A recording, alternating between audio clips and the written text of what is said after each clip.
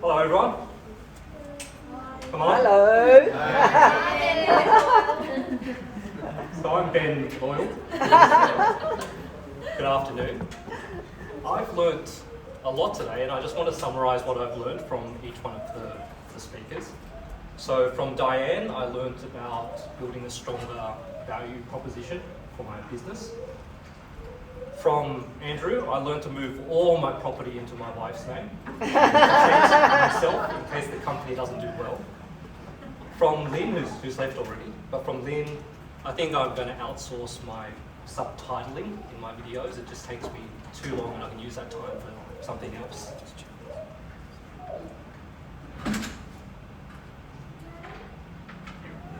Okay. All right.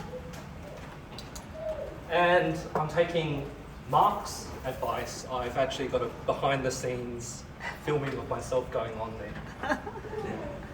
So, I hope you guys learnt a lot today from the other speakers.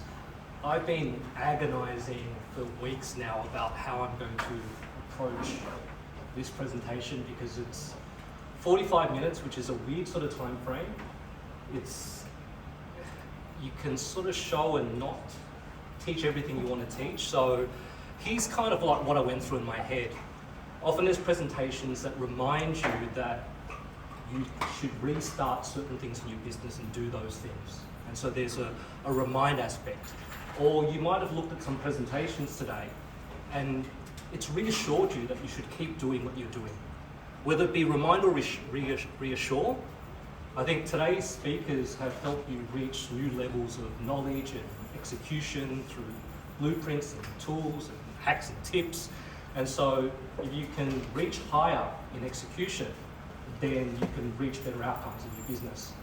And then throughout the day, there's like really new things that I learned, things that have been revealed to me. And that's the approach that I want to take with this presentation, which is to hopefully reveal something that's really important to me that I don't see as being important enough in the businesses that I talk to every week. So I talked about 10, 15 new businesses every week, and I just don't see enough of this happening. So I grew up in a small business. This is my dad and mum. I'm getting emotional already. They're still alive. I'm getting a bit emotional.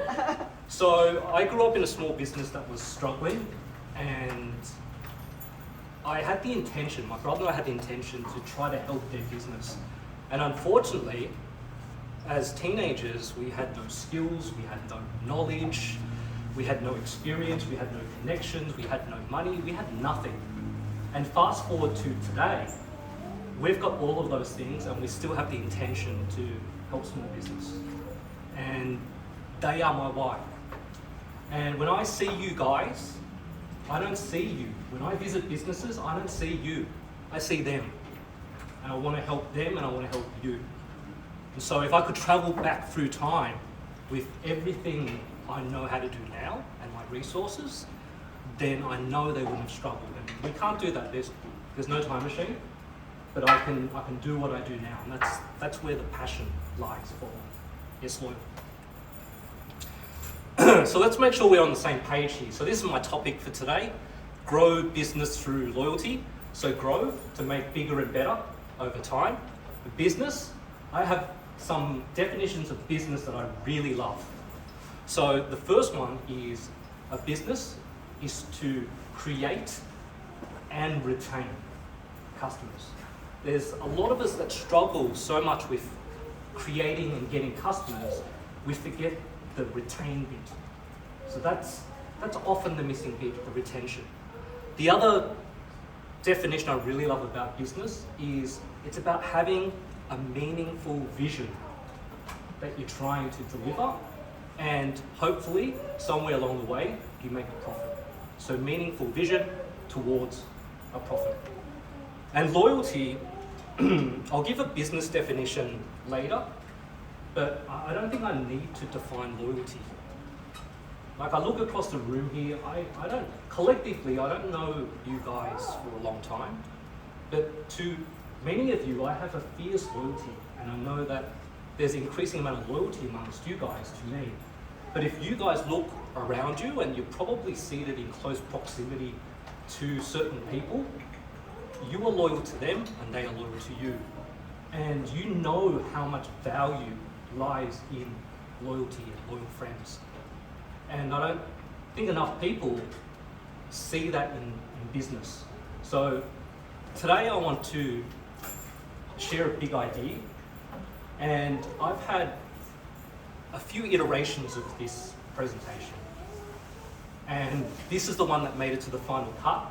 I had things like, here's 10 tips to create customer loyalty, here's 20 tips, 30 tips. I could have gone to 100 tips. But the way I see that is that there are how-to lists everywhere. Like for example, like I open my Facebook feed and it's telling me how to get a six-pack. Yeah. Or I'll look at a runner's book and how can I run 10 Ks in under 45 minutes. But there's no point me giving you guys a list because I don't have a six-pack app still. I can't run 10 Ks in 45 minutes because I don't see those things as being important to me. So this presentation is about raising and elevating the importance of retention in your minds. And if I achieve that, you'll go looking for the how-to. So just to give you some context, I will go a little bit into how to do it, but mainly I want to build a case and have you guys really think about retention and how important it is to business. So here's the big idea. You want to grow your business. Here are the things that you normally will look at. You look at revenue and sales and market share and the number of employees you have. You look at the company valuation. You look at the number of branches you have. You look at the number of interactions you have. You look at cash flow, customer sat, leads, productivity. My big idea is actually quite a small suggestion. Is when you wake up in the morning, you're thinking about growth, and you're perhaps talking to your accountant, talking to your business partners, talking to your staff. These are the things you normally talk about. Let's add one more thing to that list, which is talk about loyal customers. Talk about growing loyal customers, because it means a lot for your business. And some of you guys are probably thinking, your company's just loyal. Of course you've got a bias to say loyalty is important. I'm not working for a loyalty company. I felt that loyalty was so important that I built a company that focuses on loyalty. It's very different things. All right, so I said I'd give a quick definition around loyal customers. Now, these are the people that through bushfires, COVID-19, a recession, the hard times, they're sticking by you, they stay. And collectively as a group, loyal customers, they buy more often. And as I said, they stick around, but they want to see you win. They want to see you succeed. Sometimes these guys actually want you to succeed more than your own staff do, which is pretty shocking. Yeah, but some of your customers, actually the way they act, you'd think that they actually have shares in your business. Yeah, and I feel that way about some of your businesses. I want you to win. And make no mistake, there are certain businesses here, your customers do not need to spend money with you right now. They could keep that in the bank, but they want to support you. And so they go out of their way to spend money with you. So once again, is your business better off with more of these people or less of these people? So loyalty, I really want to elevate the importance of loyalty within your minds, within your business. And finally, sometimes these loyal customers, they're like sales and marketing people for you. They are out there selling and talking about you, and when you get a negative review, I sometimes see these people jump in and they defend you before you've even had a chance to see your own social feed with the negative comments. All right, so that's all very fluffy and feel good and qualitative. I wanted to throw some quantitative number-based stuff here. Andrew will probably like this. Although I've put it at a level that both I can understand and a 10-year-old can understand, mainly because from a maths perspective, that's my level of literacy. So I'll build that quick case for you guys, and then I'll give you a little bit of a recipe. I'll show you what we do, but also show how you guys can get started without needing to engage me. So very similar to Lynn's presentation, where look, I really just care about you guys doing something with this. You don't have to do it with me at all. Just do some stuff to get started. All right, so here are some fancy stats. I knew I was going to forget what they all meant, so I actually had a follow-up slide. So if you look at loyal customers, generally they spend about 3 times more than a normal new customer. If you do any marketing out there to customers, your loyal customers will be more receptive and more likely to buy. So 13%, like a non-loyal customer may react and do something with your marketing, and 60% from the loyal customers. And if you look at the combination of things, it's actually 6 to 7 times cheaper to acquire your next sale from a loyal customer versus a new customer. And then finally, I've talked about word of mouth. So this is the case. A new customer is not the same as a loyal customer. And at the moment, you probably put customers into a single bucket, and whenever you do any activities, you do exactly the same activities just to customers. When what I propose is you segment it out and you do treat them differently. Now, this is the problem that exists, that it's really hard to see that when you just look at the top line.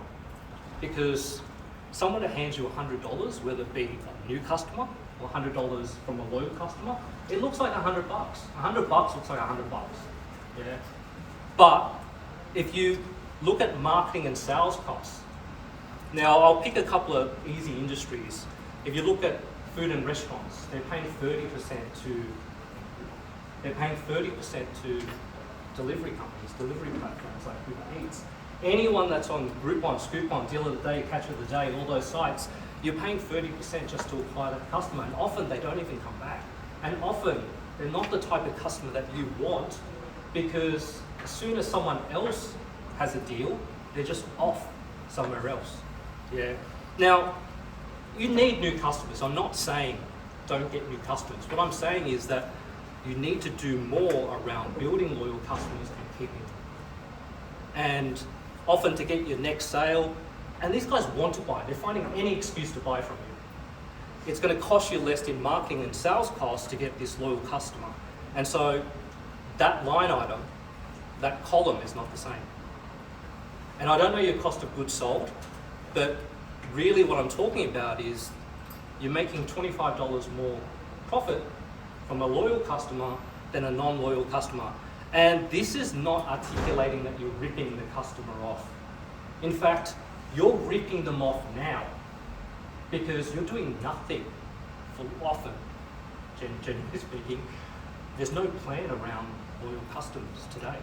So I go to too many restaurants where I go and pay full price and everyone else is taking out their Groupon voucher. And I don't get anything. I don't even get a free drink, but I'm paying full price. And this is how people feel when they're loyal customers. Here's the problem. Take a drink. Many businesses think loyal customers are the one that they can see. There are actually a bunch of loyal customers that because you make no effort in this space, you don't know they exist. And they're the ones that because they think you bloody don't care, will end up leaving. So this is about identifying because you're looking, you see what you look for. So look for the loyal customers and make sure that you look after them. So that's the case. I'll give you a little bit of the recipe. So firstly, Peter Drucker, I think he left us 2005.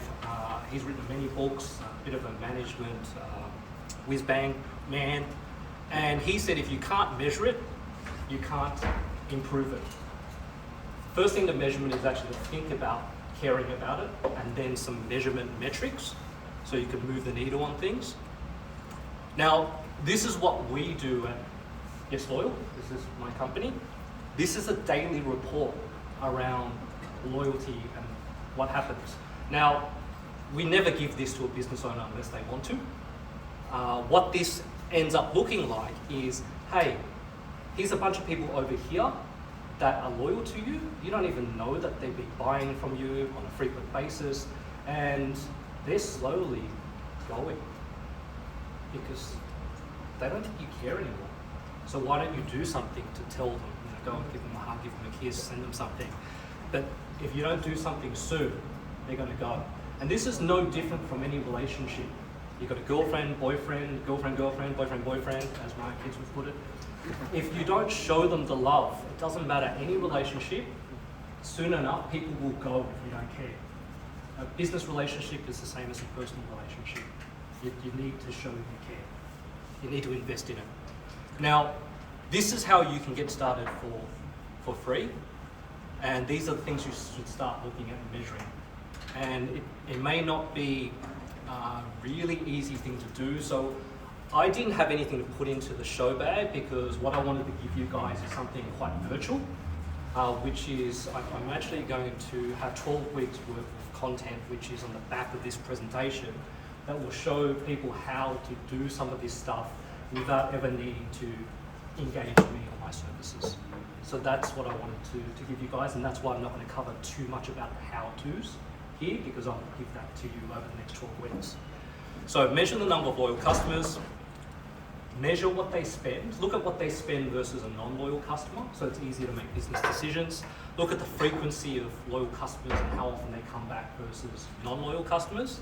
And then finally, are you losing or gaining in these different areas? So you can build a plan and do something about it, which is a great segue into talking about this. Once you can measure it, you need to build a plan and execute on that plan to grow loyalty. Now, this is what it looks like when we build a plan.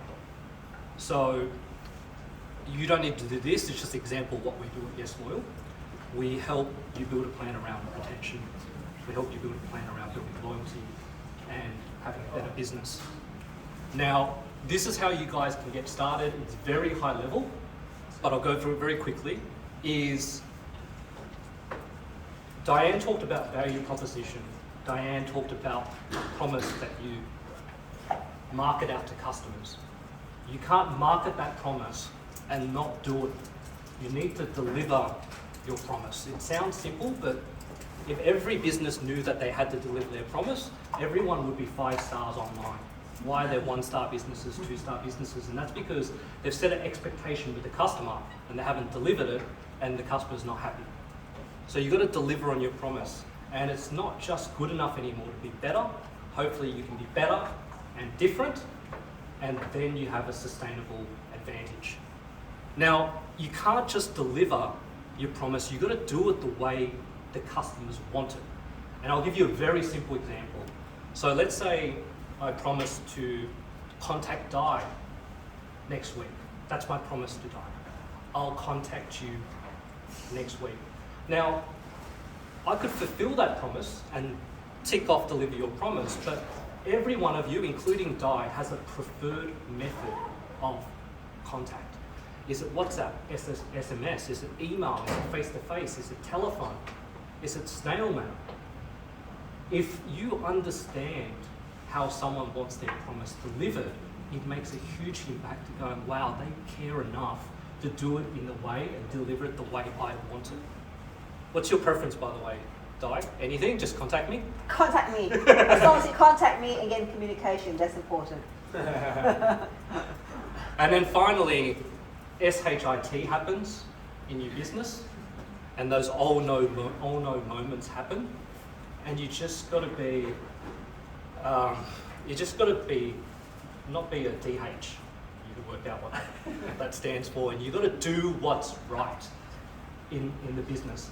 And this is the issue, is that when you're owner-operator, you are fully empowered to deal with SHIT that comes up, because you're fully empowered. As you scale to 4 people, if you scale to more people in your business, you've got to make sure that they're empowered the same way to resolve issues, whether it's a person manning your Facebook Messenger feed, or whether it's someone who's at the shop.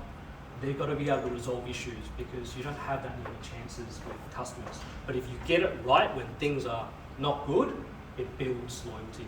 And they're the 3 big headings. There's a lot of stuff that falls underneath that. And then you've got to maintain and motivate your loyal customers. So once you've got it, yeah, you've gone through the dating, you got married, you're going to maintain that marriage. Yeah? Or it's going to fall apart and they take everything. It's not even half. They take the lot and they leave, and next minute you'll see them with someone else. And it's going to be heartbreaking. Now this is how we do it. Now I wanted to show these screenshots because this is actually what people think we do. They just think I built an app. Oh, Ben, it took 3 years to build this app. Looks good, but 3 years, really. This is more than what we do. You know, we help with the metrics. You saw the report earlier. We help with building plans around loyalty. This aspect of what you see is us helping you work with the loyal customers and show that you appreciate them. There's a couple of things. One is it's not magic. Nothing I do is magic. People think it's some kind of a magic pill. You are still in charge of having a plan and building that loyalty with people.